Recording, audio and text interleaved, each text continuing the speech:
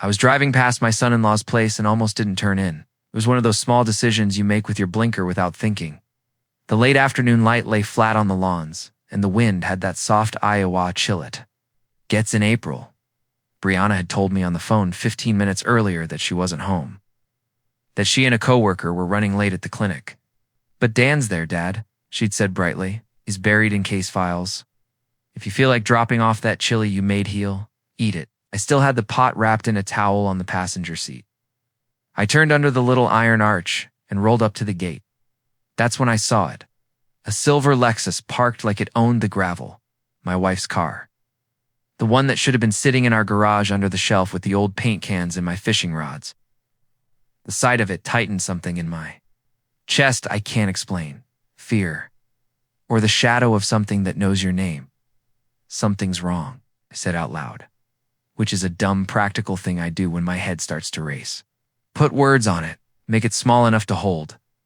I cut the engine and let the silence find me. The neighborhood was quiet except for a lawnmower somewhere and the squeak of a swing. I sat there with the keys still in the ignition, the world balanced. On a stupid knife edge between go knock on the door like a normal person and stay in your car and pretend you never saw a thing. I got out. I left the chili. I walked on legs that felt like they'd forgotten I was the boss. Brianna's house is a simple ranch with a wide front window. The curtains were pulled almost shut. Almost one corner didn't meet properly with the other, and through that gap I could see everything I shouldn't. Margaret was on the couch.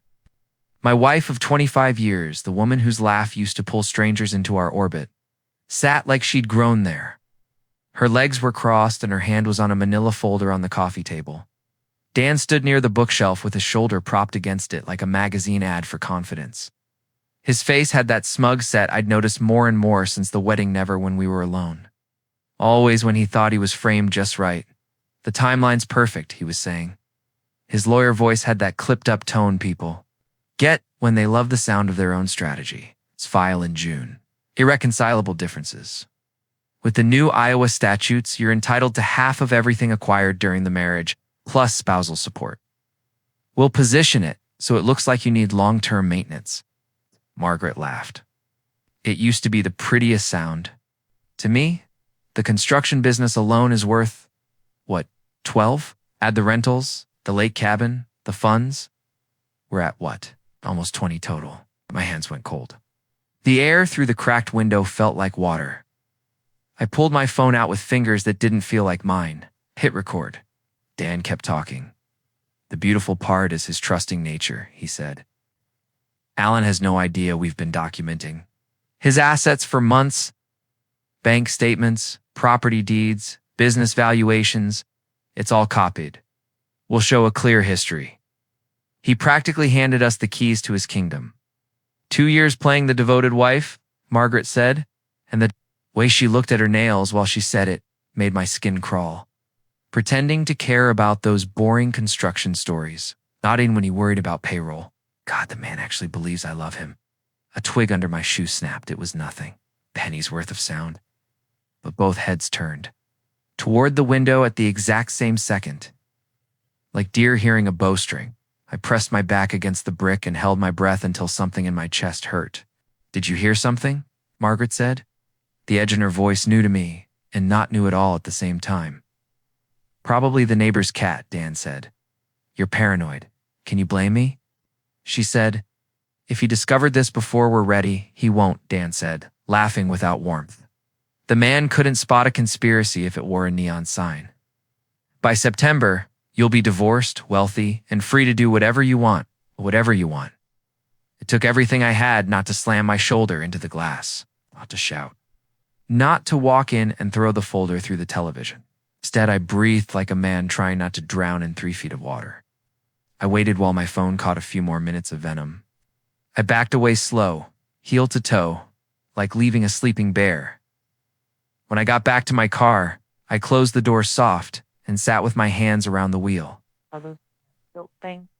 They built the shop where I learned to read wood with my fingertips. And the first duplex that kept the lights on through bad winters, in the big building with my name on it, that I never wanted a plaque for. They held my daughter's little backpack on the first. Day of elementary school and carried Margaret's mother's boxes when she moved and passed out inches of wedding cake on a hot August day. They did not tremble often. They did now 25. Years looked back at me through the windshield like a stranger. The front door opened. Margaret came out first, head high, bag swinging. Dan followed, smoothing his tie, like he thought a camera might be across the street. Neither expected to see me. Shock hit both faces a half-second apart, like a pair of slaps. Alan, Margaret's voice jumped an octave. What are you doing here? I smiled the way you smile at a neighbor who caught you stepping on their grass. Finished a job site walkthrough up the road. I lied, smooth as if I'd practiced. Drop the chili, Rihanna said. Dan was working. Dan stepped closer to Margaret in that subtle, protective way I knew too well from watching him in court. He scanned my face like he was looking for a crack. She's not here, Margaret said too quickly. I was helping. Dan organized some legal documents for a client. I glanced toward the window like I hadn't been there and saw my own dim reflection. Oh, I thought you were at the office until 6. Didn't you mention the Henderson proposal this morning? Something flickered across her face. A glitch in the performance. Left early, she said. Headache. Sorry to hear that. I turned to Dan. Interesting case. Set a vision, he said, on reflex, then blinked. A divorce matter? Complex financials. Sounds exciting, I said mildly. The irony would have been funny if I'd been anyone else. How? Long have you been here, Alan? Margaret asked. Just pulled up, I said, and smiled like the word meant nothing at all. We stood like that for 3 seconds that were actually a mile. Then Dan patted his pockets like he'd lost something. We should get going, he said. I told a client I'd send over a draft. Yes, Margaret said, too eager. Yes, of course. Feel better soon, I added to her. And we looked like 3 friendly people.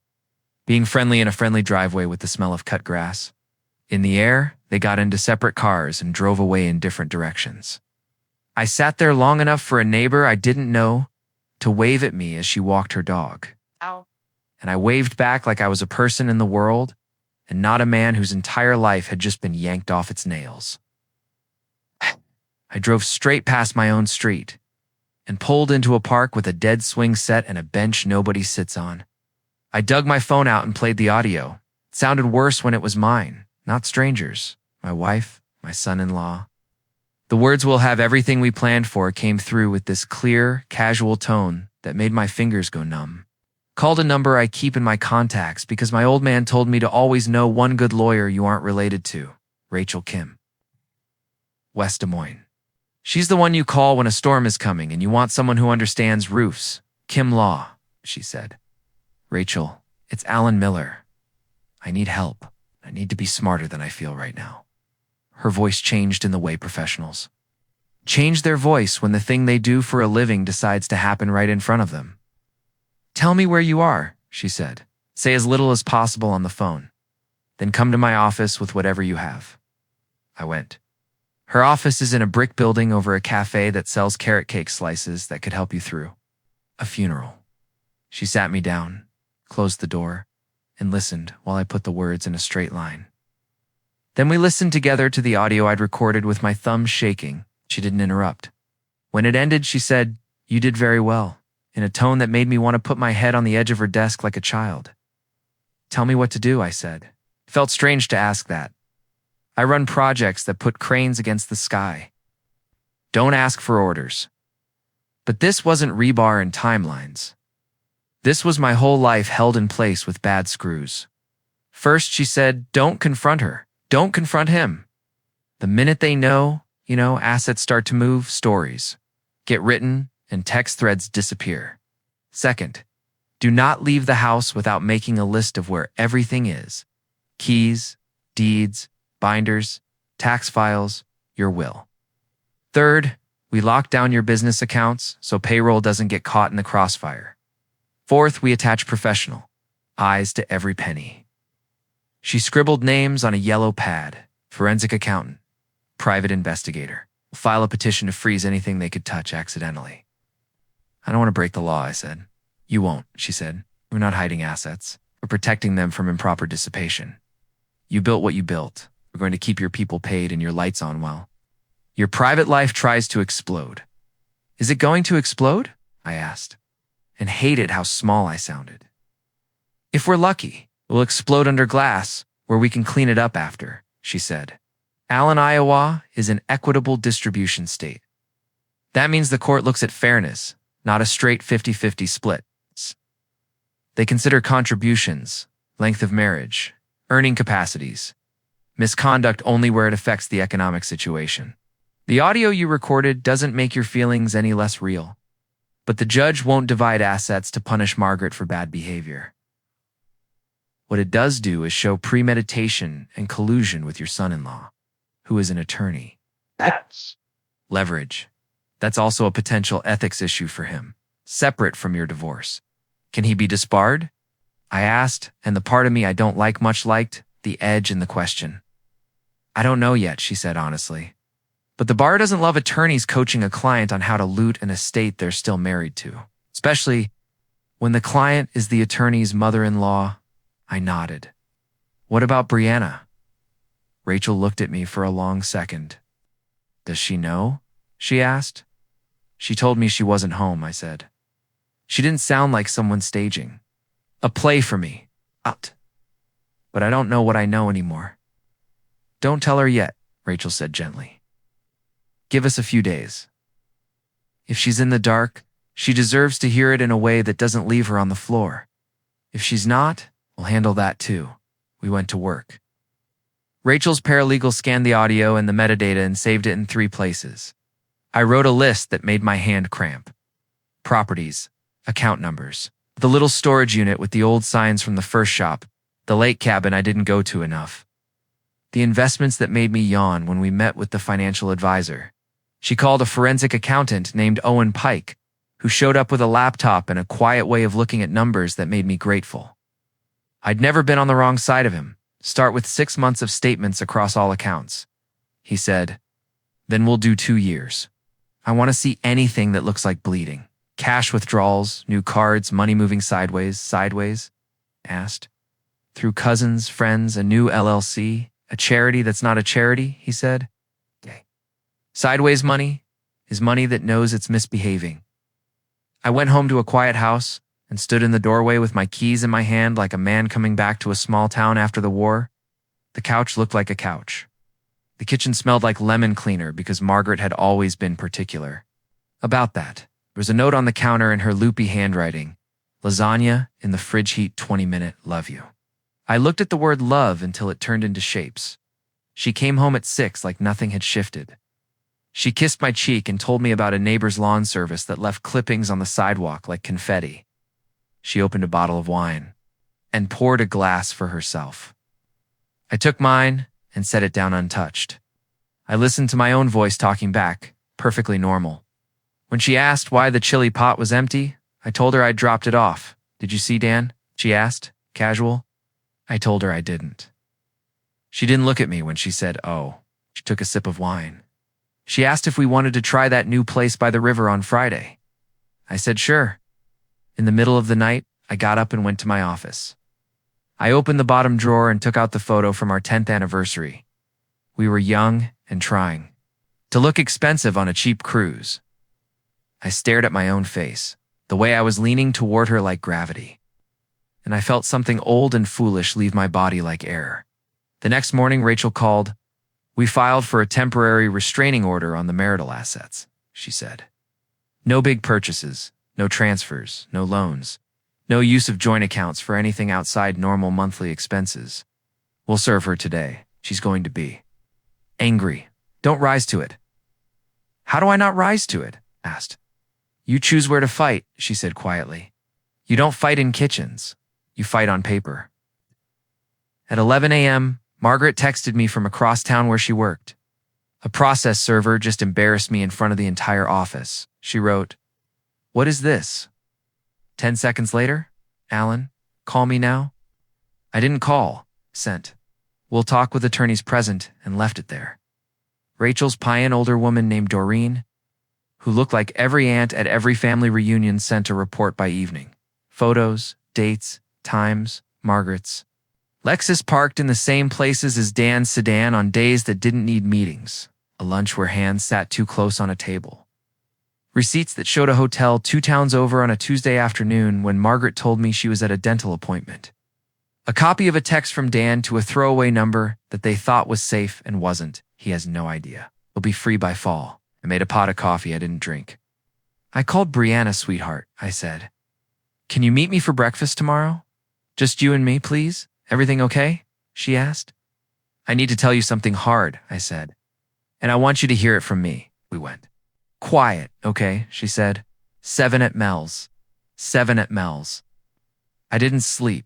The house was a museum full of things that used to mean something. I walked around like a security guard after hours and looked at the walls. I knew where I'd hung each picture. I remembered which frame had a scratch from the time. We moved and the box fell open on the sidewalk and we laughed because nothing broke. I sat down at the kitchen table and wrote a list of the first 7 times Margaret had made me feel like the luckiest man in Iowa. It took 5 minutes and then 30 years. And by the end, I had a palm-sized piece of paper warm from my hand. At Mel's, I chose a booth in the corner. Brianna came in with her hair pinned up the way she does when she doesn't want it to fall in her face. She hugged me hard and smiled like she hadn't learned yet to look for cracks. What's wrong? She asked, sliding into the seat. Everything, I said, and I hated being the person who put that look in her eyes. I didn't tell it like a gossip. I didn't push audio across the table like a weapon. I told her what I'd seen and what I'd heard and what we'd found since. I told her she didn't have to believe me right away and that we'd go slow.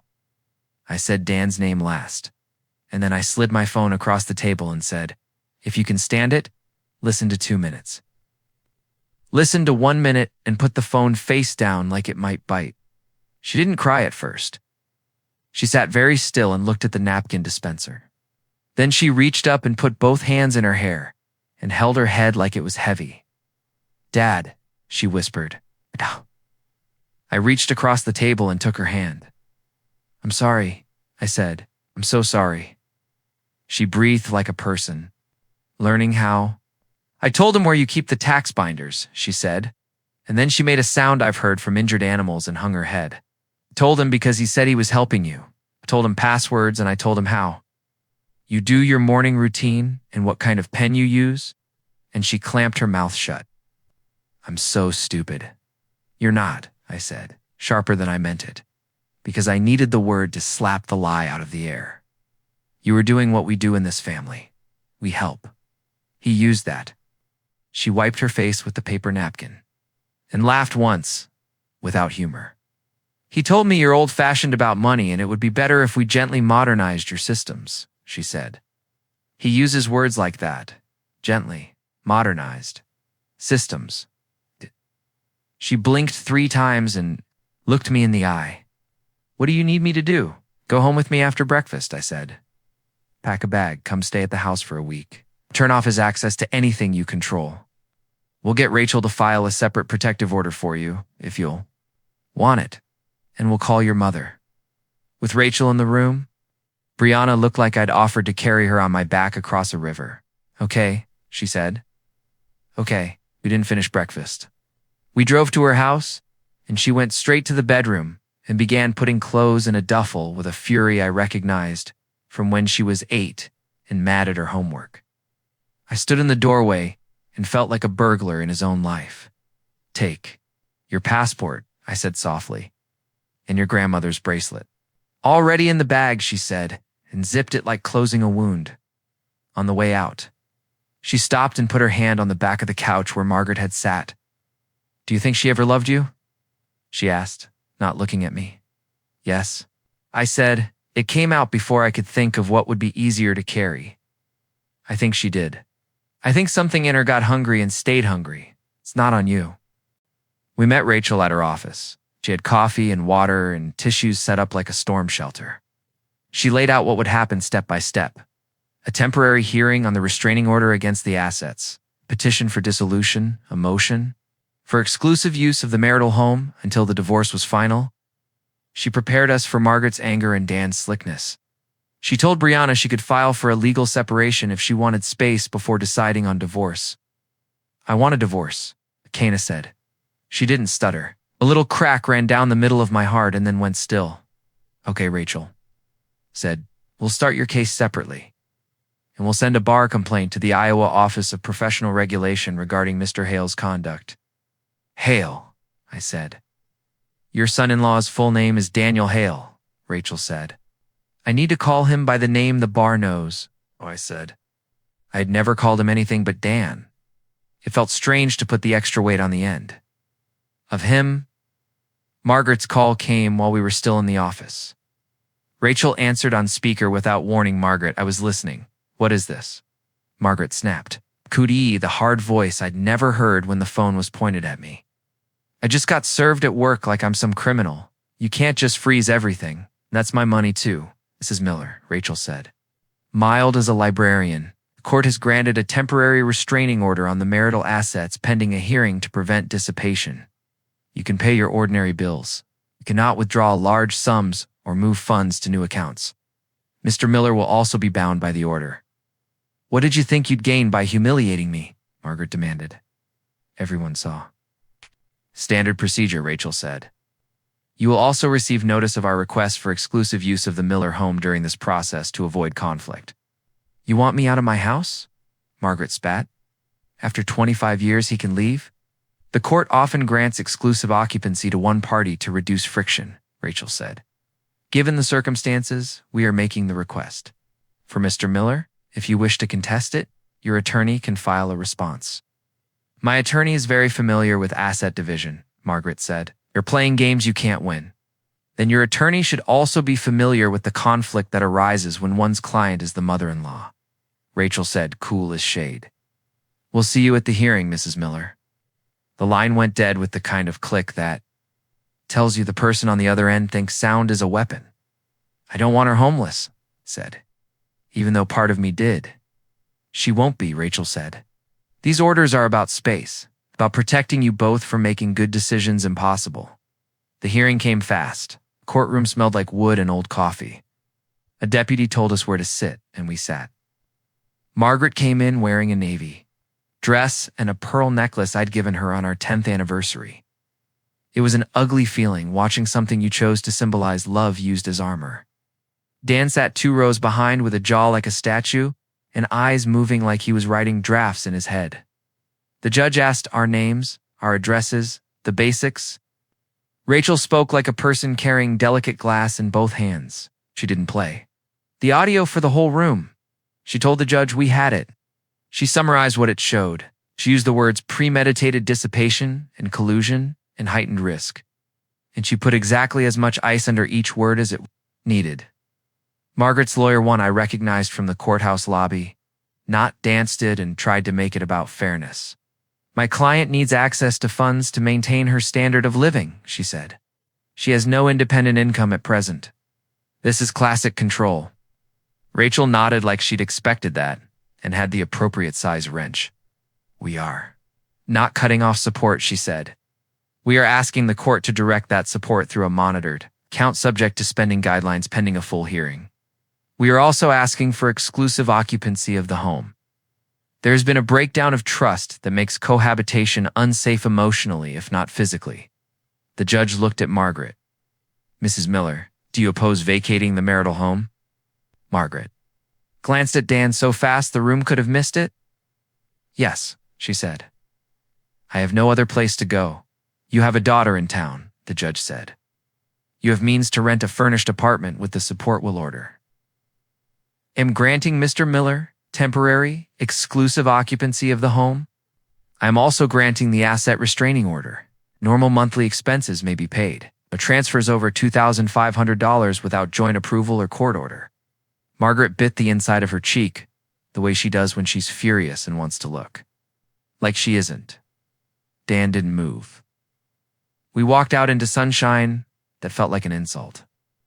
Brianna stood in the hallway and didn't look at Dan when he tried to catch her eye. He said her name like a spell. She walked past him like she'd never learned that language. 2 days later, the bar acknowledged receipt of the complaint against Daniel Hale. A week after that, Doreen sent a photo of him meeting a woman at a bar on Ingersoll and touching her face in a way that made me want to break my phone. I sent it to no one. I deleted it. I told myself the only lives I am allowed to manage are my own, and the ones that ask me for help at home. The kitchen felt different without Margaret's things on the counter. I made coffee in the French press she hates and watched the grounds settle like snow. Brianna brought over boxes of her stuff from the house she'd left. She sat on the step in my garage and cried for 10 minutes, and then checked the oil in my truck, because that's how my daughter is built. Grief and then a task. We opened drawers and found the quiet places where marriages live: rubber bands, twist ties, the corkscrew I bought in 2004. We separated things into piles, not marked mine and hers, but keep and don't. We found our way through the house like men with flashlights in a tunnel. I thought about calling Margaret 100 times. I thought about telling her to come pick up her coats and her little ceramic measuring cups and that ugly bowl her sister gave us. I didn't. I let Rachel handle the lists, let the process be a net so I didn't drown. The night before the next hearing, my phone buzzed with a text from a number I didn't recognize. It was a photo of a ledger, a spiral notebook page with lines of numbers in Dan's handwriting. Under the numbers, a note: ask M about 43K wire to JC. A second photo came. The wire. From a marital account, someone named JC too. Months before I stood under that window, whoever sent it followed with one word: sorry. Who is this? I wrote. No answer. I sent the photos to Rachel and Owen. 10 minutes later, Owen called. JC is Judith Caldwell, he said. She's a private process server Dan uses when he doesn't want the firm on the paperwork. She also owns a Shell LLC registered to APO box. I think your Sunni-law used your marital funds to float something that had nothing to do with you. What do we do? I asked. We showed the judge, he said. And then we watched Don try to explain away math. I lay in bed and stared at the ceiling fan until I could see each blade. Brianna texted from the guest room down the hall. Do you? Up, she wrote. Yes, I wrote. Can I ask you something? She wrote. Anything. Do you think I won't know how to trust anyone again? She wrote.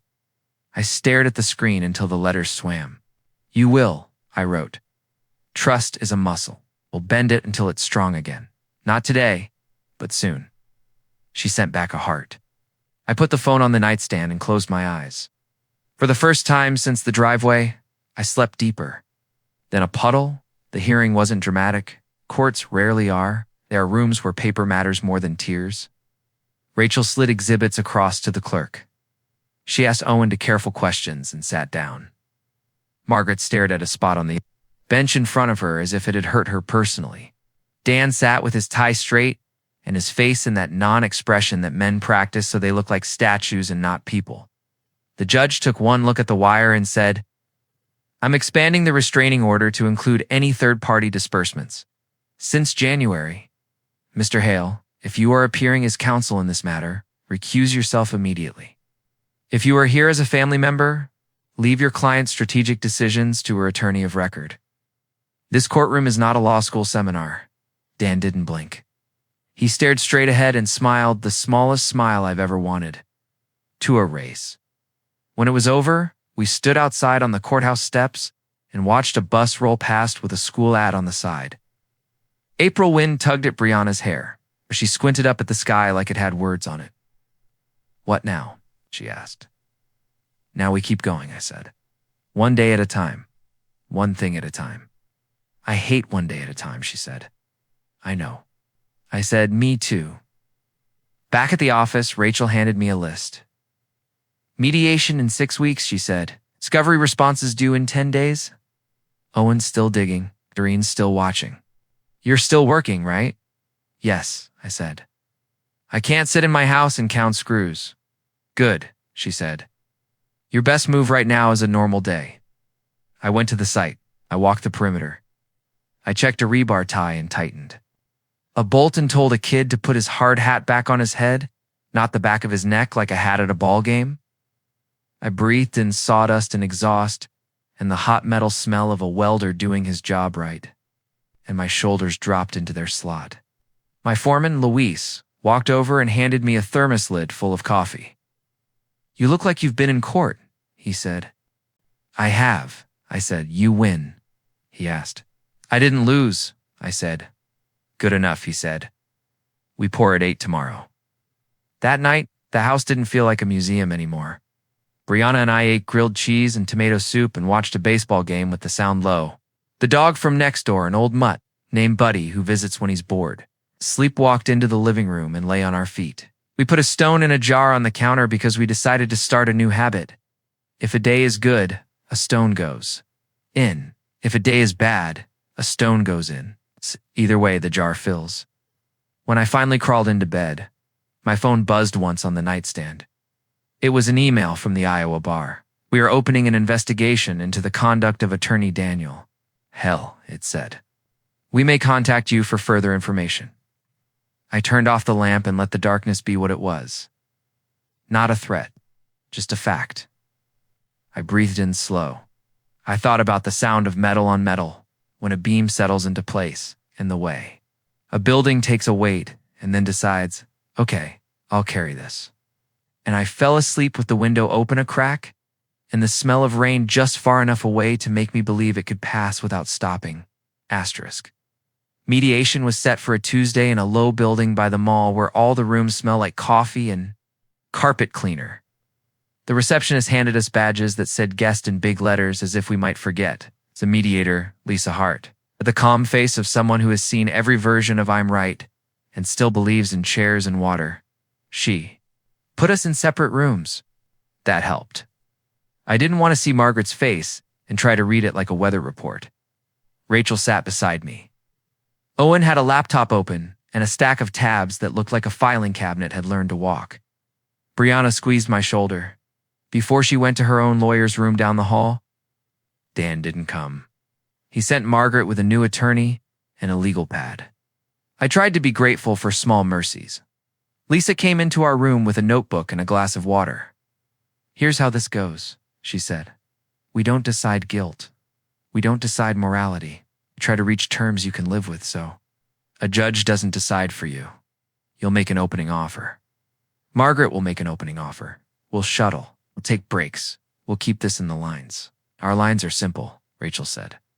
Full disclosure, no dissipation. Fair division, reasonable support. We want Dan out of the frame. Lisa nodded, wrote something, and left to get Margaret's side. Margaret's opening offer came back written on a single sheet like a shopping list. 60% of marital assets to her. Lifetime spousal support at a number Owen could not cover his smile. 4. Immediate exclusive use of the lake house and health insurance paid forever. The note at the bottom said, Don is not involved in this case. Like a kid's signature on a permission slip.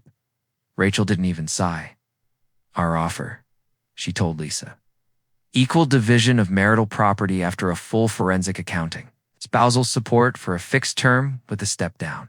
It's an offset for any funds that left accounts in violation of the restraining order, and an agreement that Mr. Hale will not advise, consult, or participate in any way. He will sign a sworn affidavit attesting to that. An offset, Lisa said, pen hovering. The $43,000 wired to Judith Caldwell, Owen said, tapping his laptop. And anything else like it? We also want attorney's fees and an amount the court deems proper, given the premeditation. Lisa took it all away. She came back an hour later with a tighter mouth. There's a lot of anger in that room, she said, as if we didn't know. Margaret says she won't be punished for falling out of love. This isn't punishment, Rachel said. It's accounting. Lisa gave me a look like, are you going to be okay? I nodded. I wasn't. But nodding is sometimes part of the job. By noon, we had turned 3 circles. Margaret lowered her number on paper, like she was doing us a favor. Rachel kept the offer steady and clean. Owen found 2 more payments that smelled wrong. Doreen texted Rachel a screenshot mid-morning from a source we didn't name. Don had. Emailed Margaret at 7:12 a.m. Don't let them bully you, he wrote. Keep pushing for lifetime maintenance. Say he's volatile. They bring up anything, deny it, and make them prove it. Rachel slid her phone across so Lisa could see. And this, she said, is why he needs to be out. Lisa read it, closed her eyes for a second, and nodded. I'll be back. At lunch, I stepped out to the parking lot and stood in a slice of shade. Brianna came out too, a paper cup in her hand. "He tried to text me," she said, staring at the trees past the asphalt. "I blocked him a month ago. He got a new number." "Did he say," I asked, "that he misses me, that he made mistakes, that I'm punishing him?" she said. I didn't answer. "Good," I said. "Do you think Mom will ever apologize?" she asked. "I don't know," I said. And it surprised me how easy that was to admit. She might apologize for the way it looked. I don't know if she apologized for the plan. Sometimes people can't look right at the thing. Brianna nodded like she'd already thought that thought and put it somewhere it wouldn't ruin lunch. We went back in. In the very next round, Lisa came in holding a manila folder like it was warm. "Margaret brought this," she said carefully. "She says it's documentation of assets. She says she wants to prove she's not hiding anything." My stomach turned. The folder. The same kind from the coffee table. Lisa set it on the table and opened the flap just enough to show the first page. It was a list printed from a spreadsheet, columns of accounts, balances, notes. At the top in Dan's font, a title, AM Net Worth Draft V4. Under that, the date. 2 months before I'd heard their voices through the window. In the margins, Dan's handwriting, scan deeds, pull bank PDFs, JC will. Handle pickups, don't use firm. Rachel didn't touch it. "We'll need copies," she said. "You can have them," Lisa said.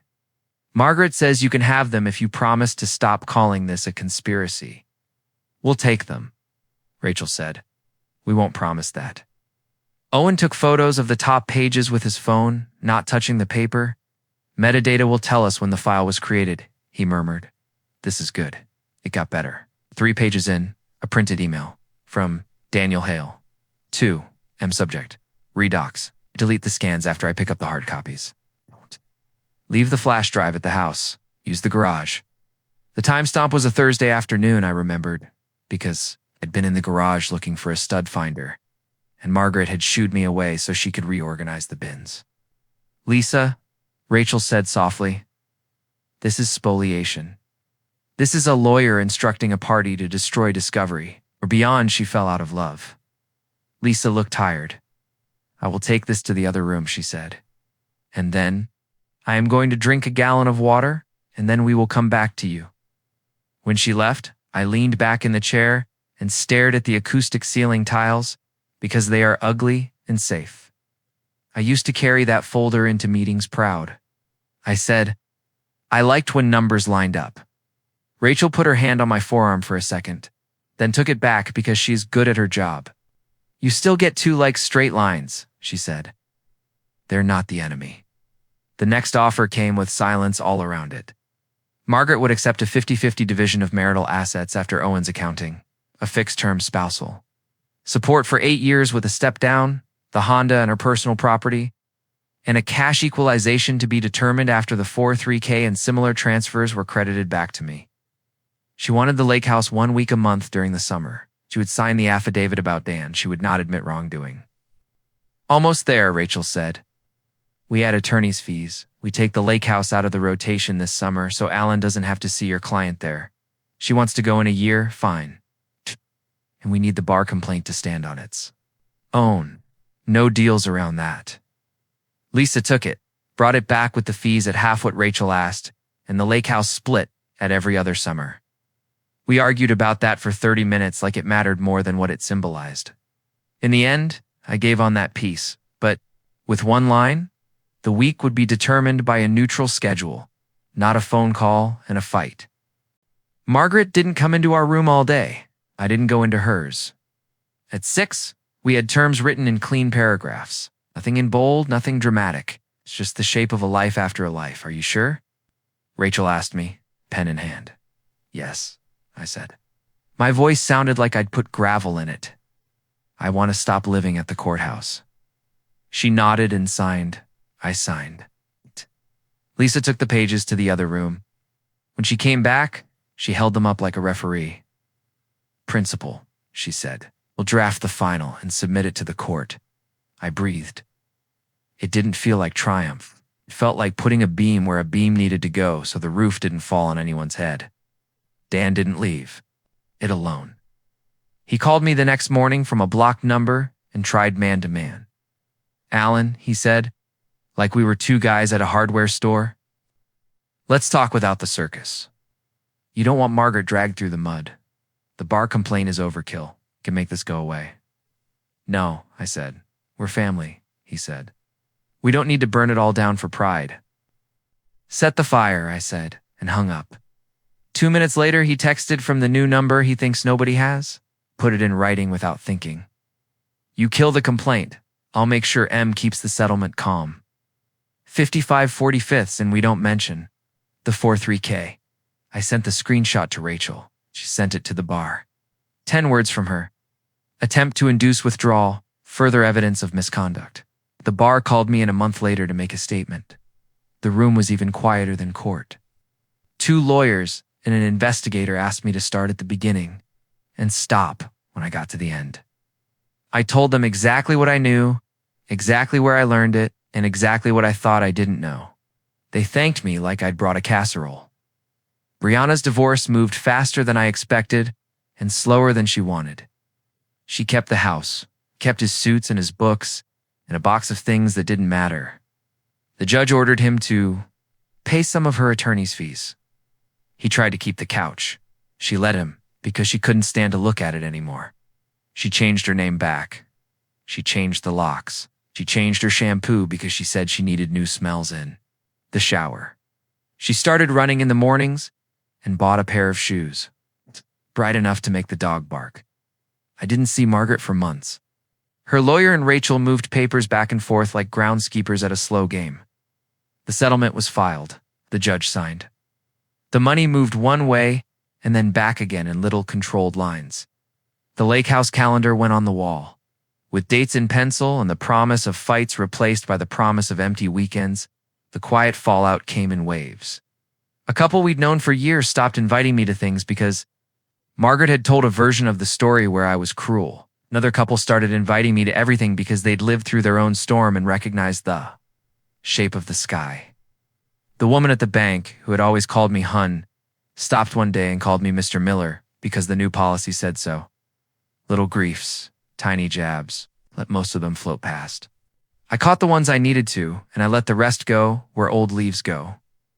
One Sunday at the grocery store, I ran into Margaret in front of the yogurt. She looked good the way people look when they try. New haircut, new bag. She reached for the same brand I did because habits are funny that way. We both froze and then did the small polite things. "Hi," she said. "Hi," I said. "How are you?" she asked, which is a question and a test. "Okay," I said. She nodded at the carton in my hand. "You still get vanilla?" she said. "Do," I said. "I'm sorry," she said. And I could tell she had practiced the sentence and didn't know what to put with it. "For what?" I asked. "I needed the shape, not the music." "For the way I did it," she said. "For not telling the truth sooner. For making Bree suffer. For letting him make me into someone I don't like seeing in my own head," she didn't say. She was sorry for planning to take what wasn't hers. She didn't say she was sorry for the manila folder. She didn't say my name.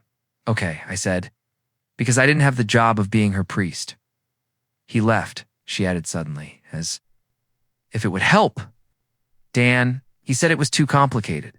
Moved to Omaha, or he said he would." "I hope you find a way to be a person you can look at," I said, and I meant it. It sounded like a blessing and a line at the same time. I pushed my cart past. The yogurt end didn't turn to see if she watched me go. The bar sent their decision in an email I printed and put in a folder and then put in a drawer. I don't open much. 80-month suspension for Daniel Hale. A requirement to complete ethics training before reinstatement. And a note about conduct involving dishonesty, fraud, deceit, or misrepresentation. He appealed and lost. He wrote me a letter hand-delivered by someone else. I didn't open it. Rachel told me later it said I had ruined his life, which is a sentence men like him love to practice when they run out of other tricks. Spring came around a year after the driveway. The world was green in the forgiving way it gets after a Midwestern. Winter finally gives up. Brianna and I built a bench for her back patio with our hands and a weekend in 3. Arguments about measurements that we solved by measuring again. We stained it the color of wet earth. She sat on it with a beer and kicked off her shoes and leaned back like her body remembered how. Do you ever think you'll date? She asked me out of nowhere. I'm dating my knees, I said. In a serious relationship, she snorted. I mean it, she said. Maybe I said. I like the quiet in my house, like making my coffee without bumping into anyone, like that the remote stays where I leave it. But I also like when someone tells me I've got paint on my face, so maybe. If you do, she said, please don't do apps. I cannot handle imagining you trying to pick a profile picture. I'll ask you to pick it, I said. You'll hate what I pick, she said. Then we'll be even, I said. And we clinked bottles like we were 25 and not bent. And mended. I drove by Dan's old house once by accident when I took a wrong turn coming back from the lumber yard. The gate was open. A different car sat in the drive. A kid's bike lay on the grass in the lazy sprawl. Kids leave things in. The next thing is better than the last. I drove on. I didn't feel much. Not triumph. Not pity. Just air. The lake house felt strange the first time. I went without looking at the calendar to see if someone else would be there next week. I fixed the thing that had always stuck the screen door that would bite your ankle in, then sat on the steps with a cold drink and watched the water like it might confess something. A loon called because loons don't care about your paperwork. I put another stone in the jar I'd brought from home because even in a different place, a steady habit helps. On the way back, my truck radio crackled into a classic rock song Laura used to sing wrong on purpose just to make me roll my eyes. I laughed and sang it wrong with her. I rolled the window down and let the Iowa air do the thing it does when winter is finally out of its system. Life looks ordinary again most days. That's the victory they don't put on plaques. I get up and make coffee and go to work and tell a kid to put on his safety glasses. I stop by Brianna's and fix the hinge that squeaks like it's telling secrets. We eat pizza on the floor because it tastes better there. On the counter, the jar is more than half full. We don't count the stones. That's not the point. Just keep dropping them in, good day or bad. The soft clink a small proof that we are still here, still choosing, still building something that holds. If you want me to keep going, I will. There's the day Margaret finally came for her coats and what we did and didn't say. The time Dan's suspension notice showed up in the paper, and people texted me like it was gossip, even though it was my life. The slow way holidays rearranged themselves until they felt like holidays again. In the morning, I walked into the shop and realized I hadn't thought about the window in months. Margaret came for her coats on a gray Saturday that smelled like rain and laundry. She texted first, which was good. Rachel had told us to do it that way, no surprises, no scenes. I'll be there at 2, Margaret wrote. Just the clothes. And a few kitchen things too is fine, I replied. I'll have them ready. I pulled the wardrobe boxes from the garage and filled them with the things I knew were hers. The navy wool I bought in Chicago when a conference gave us an excuse to stroll Michigan Avenue. The green raincoat she loved because it made her feel like Ireland. 3 heavy sweaters that left lint on every chair they met. I laid them flat. I didn't touch the lacy blouse she had worn the night we renewed our vows at church. I boxed it anyway. That's what endings look like sometimes. Cardboard and tape and things you still don't want to hold. Doreen sat at the kitchen table with a cup of tea and a clipboard, like an aunt keeping score at a family yard sale. She was there for calm, not for drama. You're doing fine, she said when she saw me fold a scarf too carefully. Margaret arrived at 1:58, because punctuality becomes a shield if you let it. She came alone. It's no lawyer, no Dan. She stood in the doorway and looked past me like she expected the house to argue with her. It didn't. Houses keep secrets. They don't take sides. Hi, she said. Hi, I said. The coats.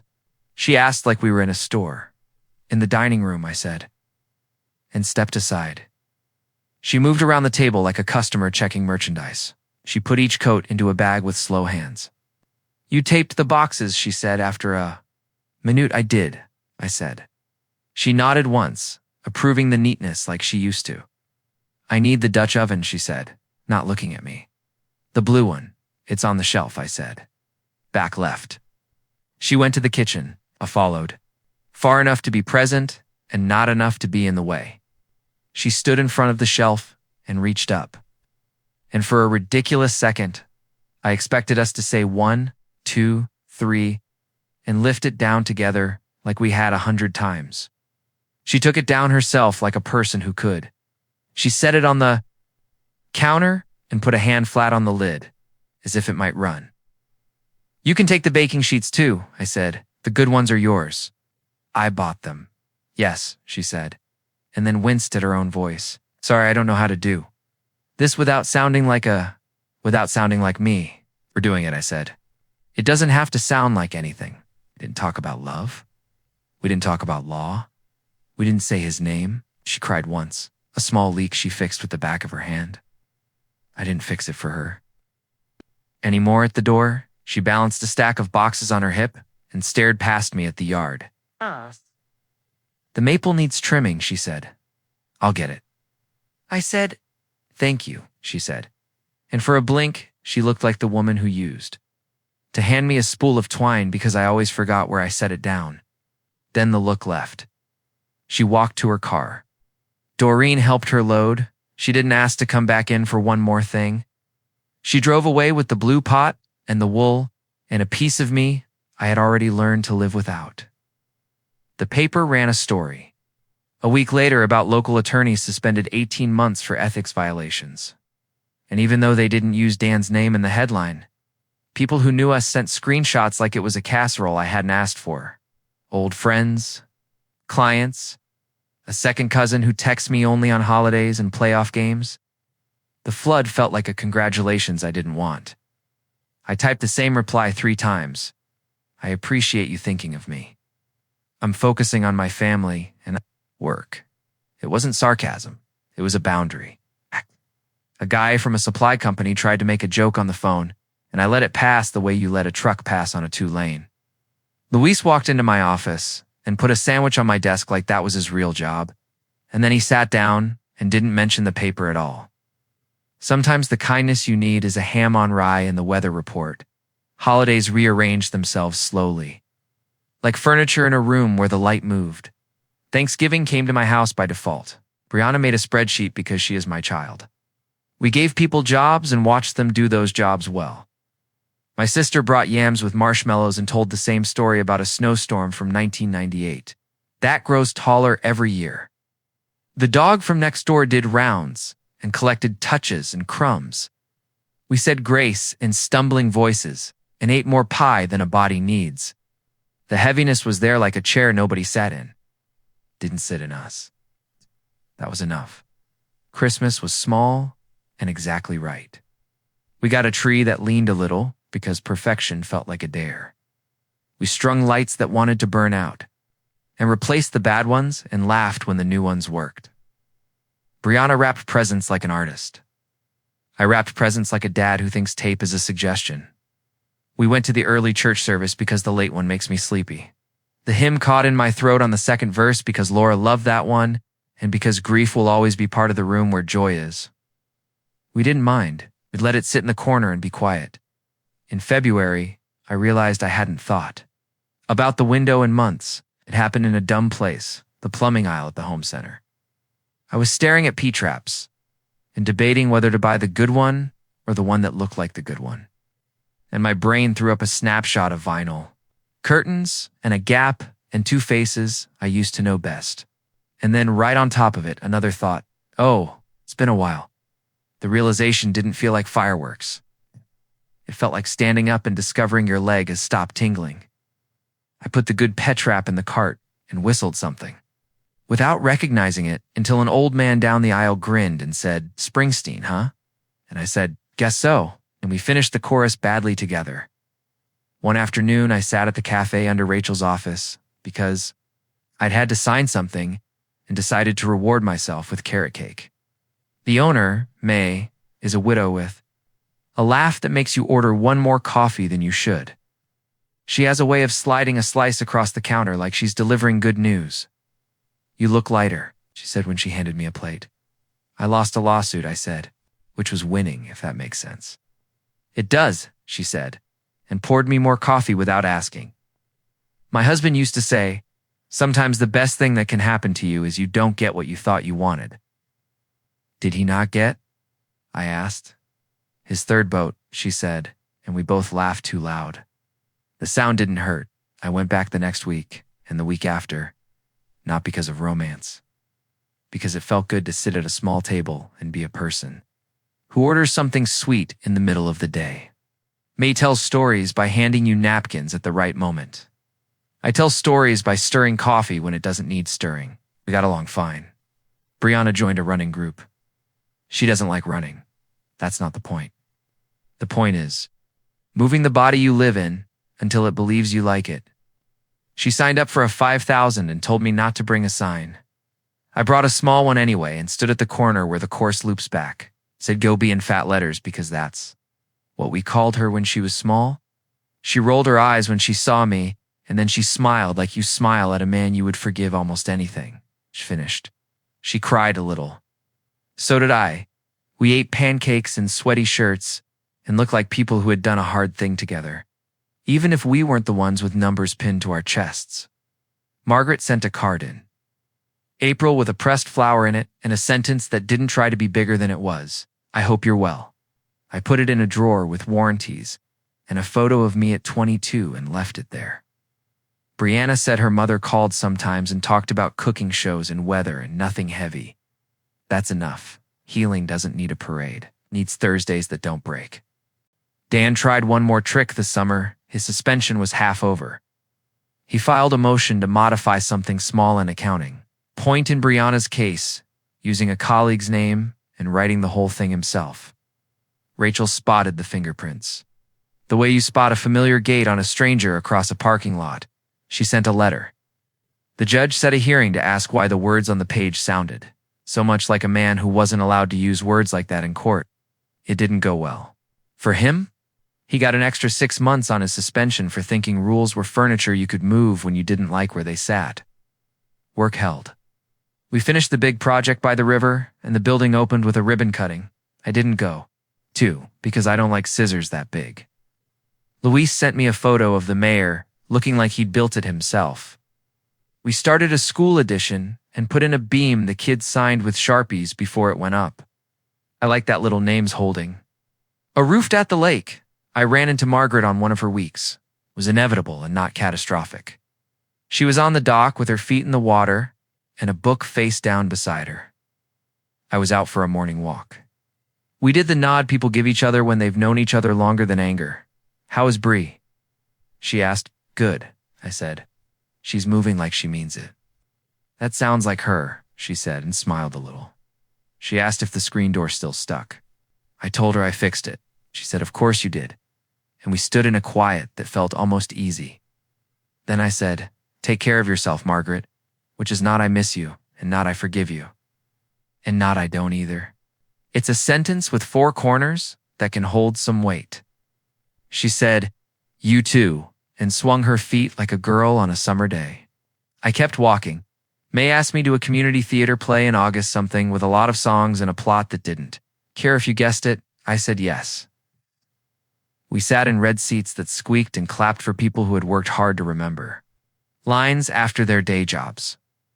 In the second act, a man sang about losing and finding and how sometimes you end up exactly where you thought you were leaving. And I laughed because the truth is always funny when it blooms in a place with cardboard, trees, and a painted moon. We ate pie afterward at the diner with the teenagers who were too hyped to sleep and some farmer who looked like he'd been hitched to that counter since 1975. May told me about her husband's boats. I told her about the first roof I put on straight. We didn't talk about courtrooms. We didn't need to. Brianna painted her living room a color she called hopeful gray, which is a silly thing that made sense once it dried. I helped her move the couch to the other wall and then back to the original wall because that's how you learn. She adopted a cat that hates me and everything else in the world, except Brianna and the patch of sunlight by the radiator. She named him Kevin because he looks like a Kevin. I bring him treats and he glares at me like I owe him money. In October, I finally threw away the 10th anniversary cruise photo. I didn't shred it. I didn't make a ceremony of it. I dropped it into the kitchen trash on a Tuesday night after tacos. It landed on an onion skin. I took the bag to the bin. I didn't dig it back out. I went inside and washed my hands and watched a game and didn't think about waves.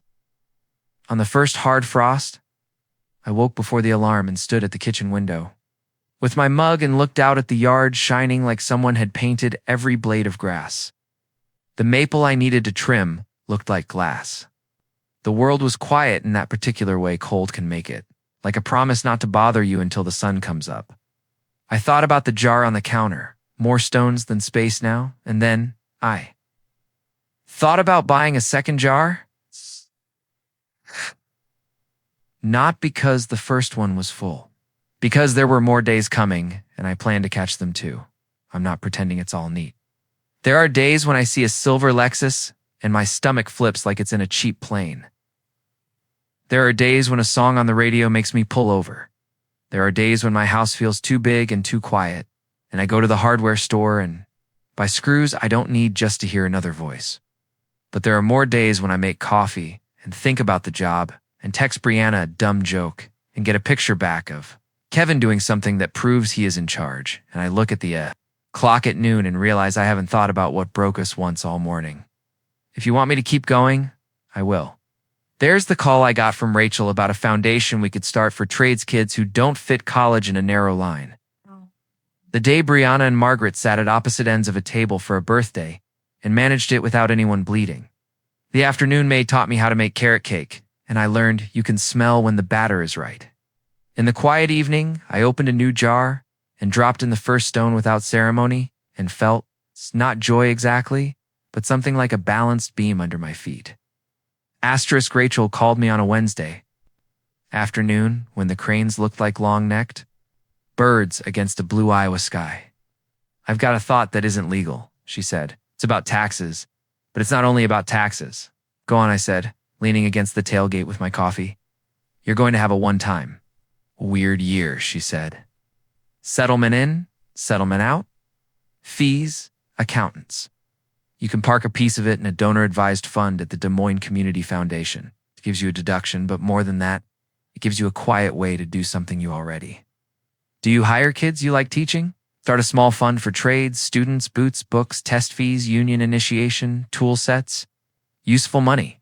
No galas. No plaques. Name it something not embarrassing, I said. You pick it. We'll make sure the paperwork doesn't bite. She said. I met with a man named Eric at the foundation, who wore a tie that had tiny wrenches on it, which made me like him in spite of the tie. He listened to way good people, dudgeon in hand, pen resting.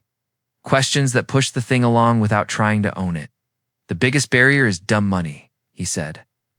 A kid can handle hard work. What stops them is $40 for a test fee on a day the car needs a new tire.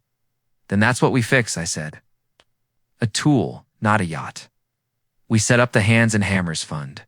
The board was for people, me, Brianna, my foreman, Luis, and a school counselor named Mrs. Abbott, who has seen more kids become themselves than any graduation speaker ever will. Rachel made sure the bylaws were the right size.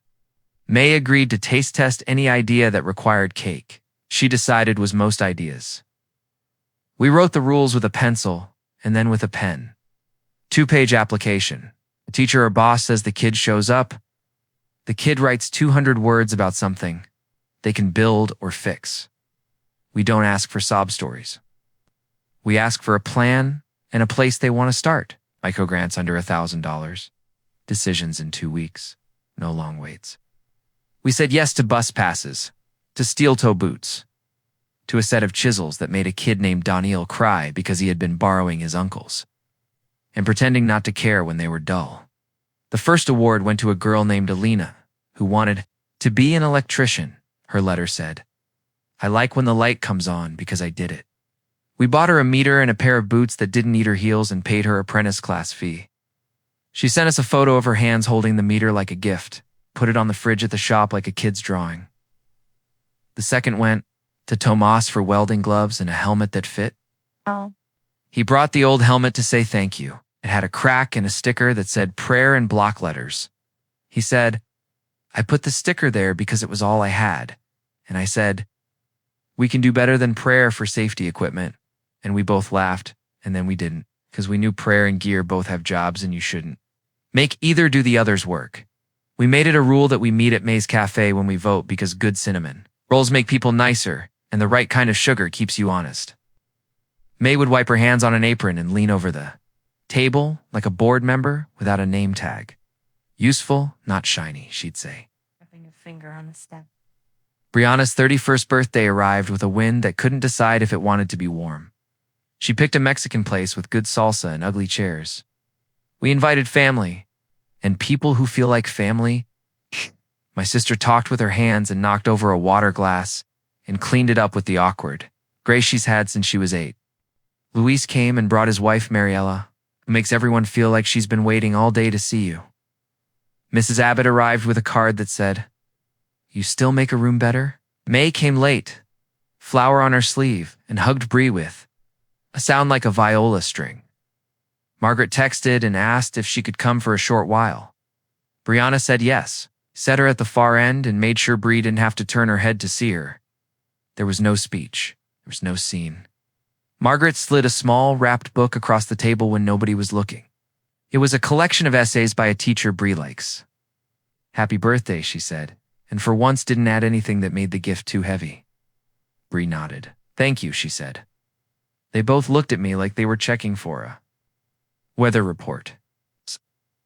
I ate a chip and told a loud story about a ladder at work, like an idiot uncle.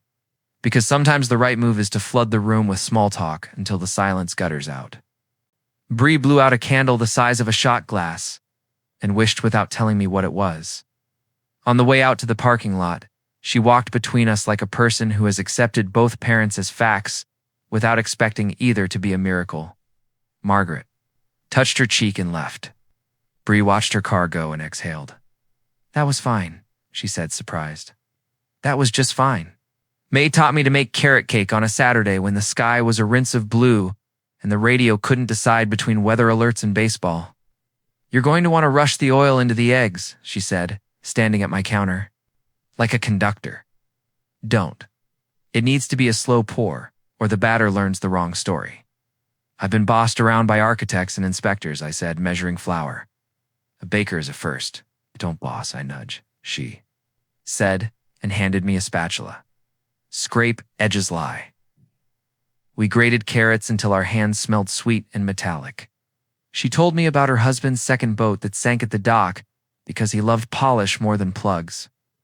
I told her about the day I realized some people think plans are decorations. We slid the pans into the oven and leaned on the counter. Like the world would be better when it beeped. "You really do look lighter," she said when the kitchen smelled like forgiveness. "I think I just don't wake up angry anymore," I said. "It shocks me every time I notice. I don't believe in being over it," she said. "I believe in being through it enough to want to bake." We ate warm cake with coffee, and I said things like maybe too much cinnamon, sound like a critic, and she rolled her eyes and told me I was welcome to try again on Tuesday. I said I would. She made a face like she didn't believe me, and then smiled when I did show up on Tuesday with a bag of carrots and a joke about becoming her line cook. A rumor floated through the yard like a plastic bag someone said I'd cleaned Margaret out, and that's why she had to take the lake week every other year instead of every year. Men who know me watched my face the way people watch a dog decide if it's going to bark. I didn't send an email. I didn't defend myself to anyone who wasn't in my kitchen at least once a month. Rachel's voice sat on my shoulder like a crow. "Small fires die if you don't feed them." They did. People got busy. The rumor stuck to the fence for a day and then blew off down the road and into someone else's yard. One morning I climbed a ladder to fix flickering light at the shop and looked down at a kid on the floor with a drill and thought that one needs boots, and then remembered, I can do that. The next day he had boots. He didn't thank me with a speech. He nodded like men nod when they're trying not to cry. He drilled straighter lines. Margaret texted a photo of the maple with a fresh cut where I'd trimmed it. A white circle in the dark bark. "It looks good," she wrote. "Thank you." I typed, "You're welcome," and added nothing that would carry a second meaning. Brianna sent me a photo of Kevin the cat draped on the radiator, like a dirty towel and a message he hates. The vacuum. He loves me. He is complicated. The second jar came from a thrift store on a shelf next to a box of snow globes with melted seasons. Wide mouth, old glass, bubbles trapped in it like old air. I paid $3 and carried it home like a trophy I hadn't won. I washed it. I dried it with a dish towel that used to be a shirt. I set it on the counter next to the first jar, full enough to stop trying to count. I didn't number them or label them.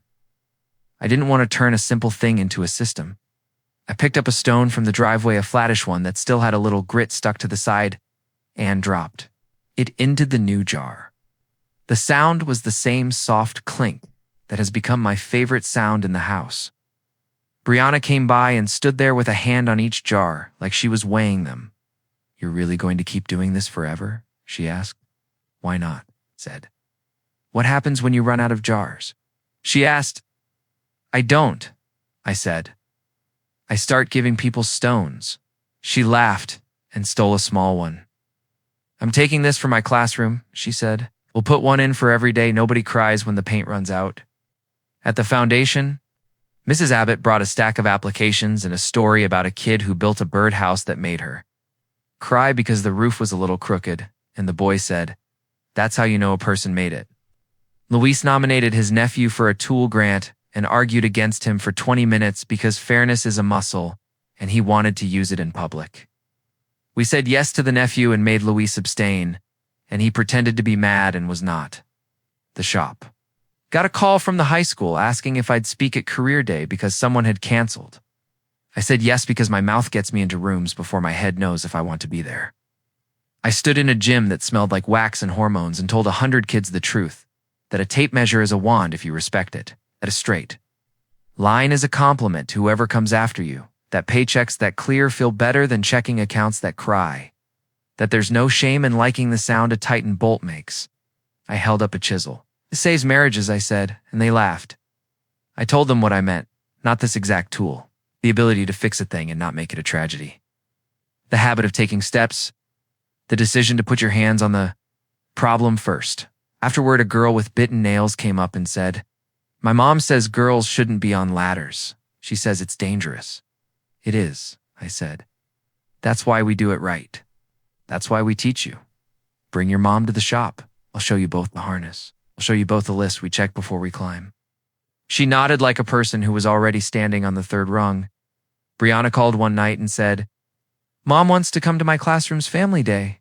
Is that okay?" I told her it was her classroom, her day.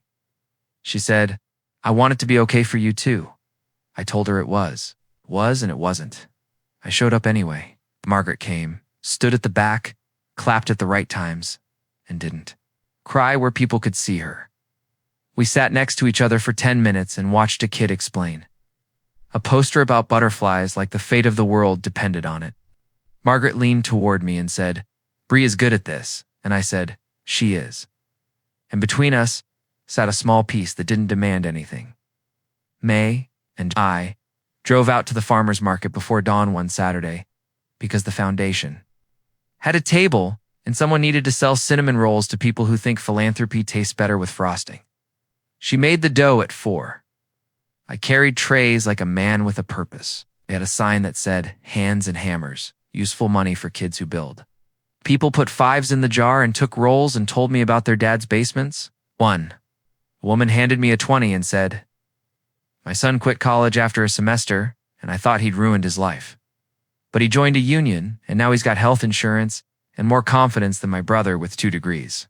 Buy a kid a tool for me." We did. Bought 4 tools that day. We also ate 3 extra rolls, because we are not saints. In late summer, Dan emailed the foundation. "I would like to volunteer," he wrote, "to help kids understand the legal side of starting a business." The address was a new one. The letterhead was blank. I stared at the screen and felt the old heat try to rise. I forwarded it to Rachel with 1 line. "No," she replied with 3. "No, thank you." We let Eric send the official decline. We didn't explain, we didn't negotiate. We kept our jar in one piece. Autumn rolled in with a good high sky and a clean edge to the mornings. Brianna moved her couch again. She sent me photos of 3 positions and asked which I liked. I told her the one where the light makes a square on the floor. She laughed and said that was the one Kevin had already picked. Margaret texted, I got a job, and then a second later it's part-time property management. Close to home, I like being useful. One typed, congratulations, and added, being useful is the whole trick. And she sent back a thumbs up, and it didn't feel like a victory or a loss. It felt like two grown-ups in different rooms on the same planet at some point in the middle of a Wednesday. I stood in the shop and realized I hadn't thought about the window for a season, and the knowledge didn't feel like cheating. It felt like breathing through my nose. I went home, dropped a stone in the jar, and went out back to watch the evening push the day into the trees. The maple moved like a thing deciding how to be in the wind. I liked it more for not having to pretend. It was still, if you want more, I'll keep going. There's the night the foundation board argued about whether to fund a kid's truck. Transmission because it wasn't a tool, and what we decided when we realized getting to work was the tool. The morning I taught May how to use my chop saw, and she taught me to trust a scale more than my eyes. The slow way Brianna and Margaret rebuilt a language that wasn't the old one and wasn't a lie. In the quiet winter day, I sat with a stack of stones in my pocket and handed them out to people, like a man passing mints, and nobody laughed at me because by then they knew what I was doing. We argued about the truck on a windy night in the back room of May's Cafe, the kind of cross breeze that rattles the windows but can't get in. The Hands and Hammers board sat around two pushed-together tables, me, Bree, Luis, and Mrs. Abbott. Eric from the foundation had his laptop open. May kept sliding cinnamon rolls into our space like bribes for good behavior. The application was from a kid named Colin, who worked night shift at a cold storage warehouse. He'd saved for boots. He'd passed his forklift test, and the transmission on his '03 pickup slipped one night and never caught again. He lived 20 miles outside town. No bus, no carpool. He wrote, if I can't get to work, I can't keep the job. If I can't keep the job, I can't keep the apartment. I lose the apartment, I lose my spot in line for union apprenticeship, because I'll be out of the county. Help Luis tap the paper. We're not AAA, he said. We're not here to fix cars. Mrs. Abbott held up a hand. But we are here to fix the thing that blocks the thing. Boots, tools, fees, Luis said. Not drivetrains. Brianna leaned in. Rule is useful money. Transportation is a tool. If I can't get to my classroom, I fancy. Degree is a coaster. I looked at the page again. Kalen's handwriting was careful. He'd printed so we could read it. He'd included 2 pay stubs and a note from his supervisor. Shows up early. Takes the overtime nobody wants. I pictured him standing in front of a broken truck with an open hood and no idea how you argue with a machine. Let's make it a bridge, not a habit, I said. We'll pay a shop directly. 1 time per person. Hard cap. If it's more than the cap, they figure out the rest. No cash in hand. If the shop tries to upsell, we walk. Rachel had taught us to keep our words tight and our rules tighter. Eric nodded. Legally fine if we pay the vendor for a charitable purpose, he said. Ethically fine if we can defend the choice to anyone who asks. Luis sighed like a man giving in to a truth that didn't ask his permission. Fine, he said. But we call Gaines Auto. If anyone can keep a bill honest, it's old man Gaines. Gaines answered on the second ring, his voice a gravel road. Transmission swap on an '03? He said. I can salvage one that won't die on him if he doesn't do anything stupid. Parts at cost. Labor, I'll shave it. Oh, the kiddies. Pulling the old one with my guy. He learned something. It buys me a story. We voted. The yes felt like snapping a chalk line straight across a floor. We told Kalen to be at the shop at 8 with a sandwich and a jacket. He showed up at 7:40. With 2 sandwiches and a thermos. Gaines put him under the lift with a guy they called Ferg, and a flashlight that had seen more trucks than I have birthdays. They worked until Grease found every part of the kid that had thought it might stay clean. He sent us a photo that night. A greasy hand holding a set of keys. Back on nights, he wrote. Thank you. We added the rule. 1-time transportation grants, cap of $900, paid direct work with a shop if possible. Useful, not shiny. We said it out loud like grace and then wrote it down so our future selves wouldn't have to argue it again when the wind was worse. May wanted shelves along the cafe wall for plants and little coffee bags and whatever else. She decided needed showing. I want them to look like they've always been here, she said, rubbing the flour off her fingers onto her apron. Then we'll make them like the room would have made them if it had hands, I said before my brain caught up to my mouth. Poet, she said, rolling her eyes. Come on, Carpenter.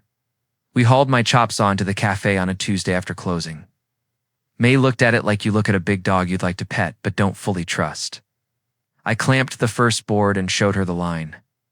Measure twice, I said, because you say it even when the person already knows cut once.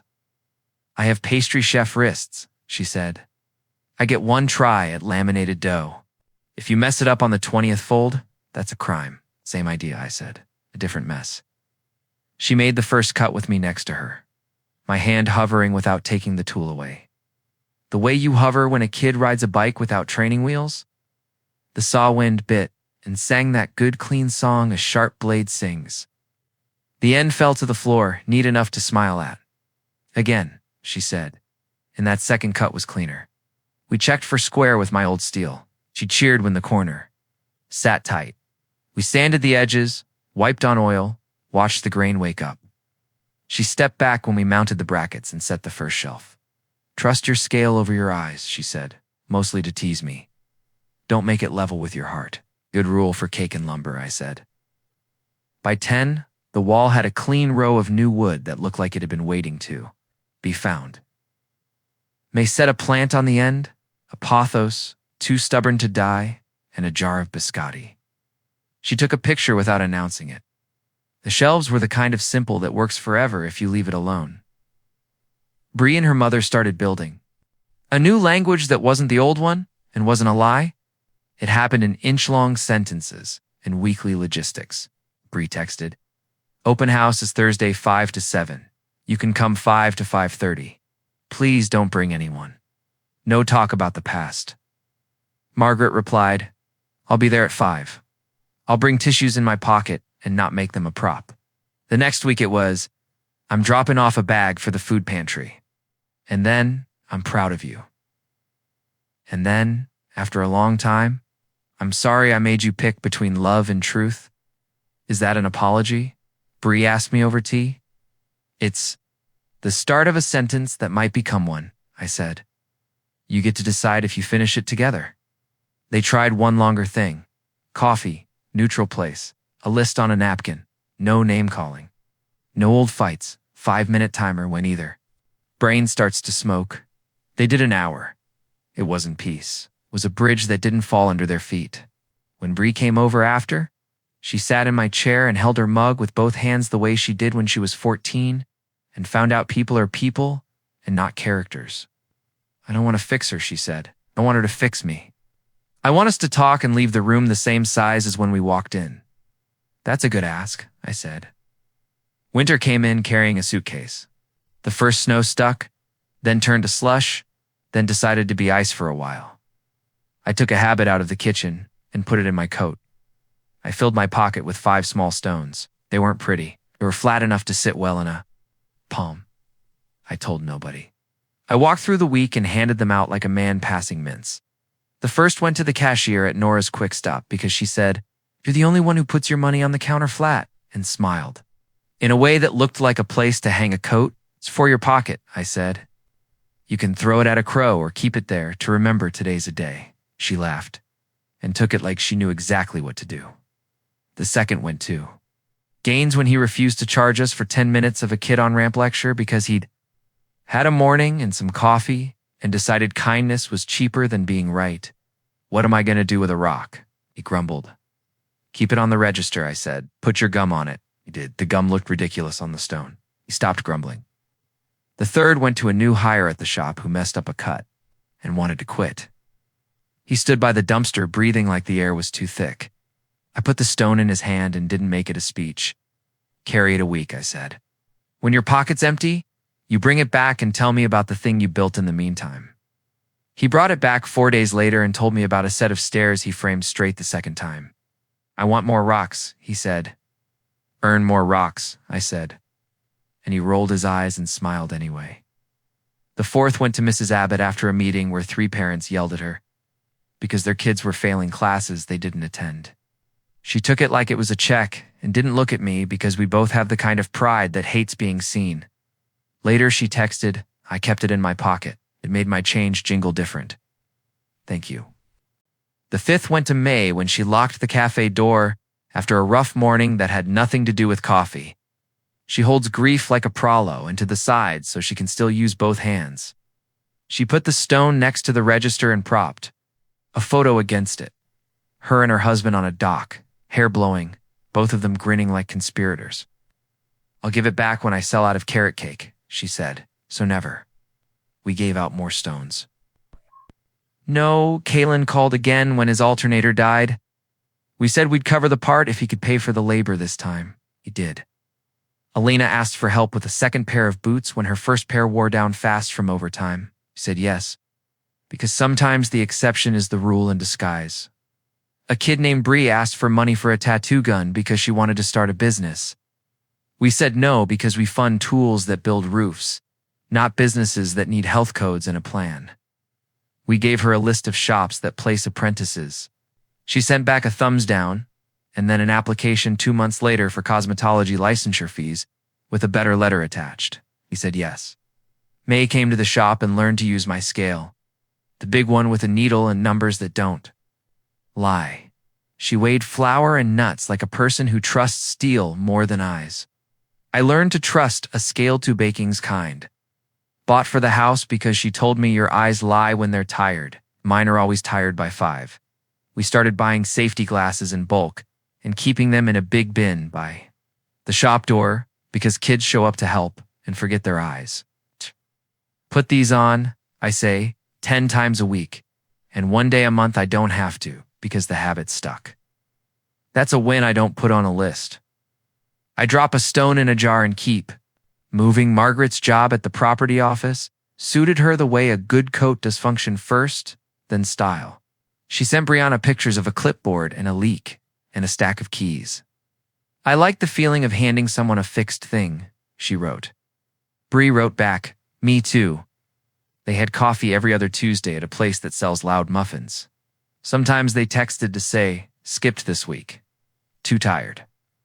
That counts too. Choices are muscles. One Saturday in February, a woman I didn't know knocked on my door with a boy behind her and a flyer. "Career day," she said. "Apologetic. Our speaker got sick. Can you come talk for 10 minutes about not hating your job?" I said yes. Maybe I'm a glutton. Maybe I'm trying to build a bench wherever someone will sit. I stood in a classroom. That smelled like erasable marker and fear and told 30 kids 3 things. 1. The tape doesn't lie, so if the piece is wrong, you didn't listen. 2. If you show up on time every day for 3 months, you become a person other people plan around. 3. If you mess up a cut, own it and cut a new piece. Don't try to glue what isn't. A boy with a buzz cut asked if I made more money than his uncle who does crypto. I said, "I sleep better," and they laughed, which was good. Then they didn't, which was better. On the way out, I saw Don across the parking lot. He was getting into an old sedan with a dent in the fender.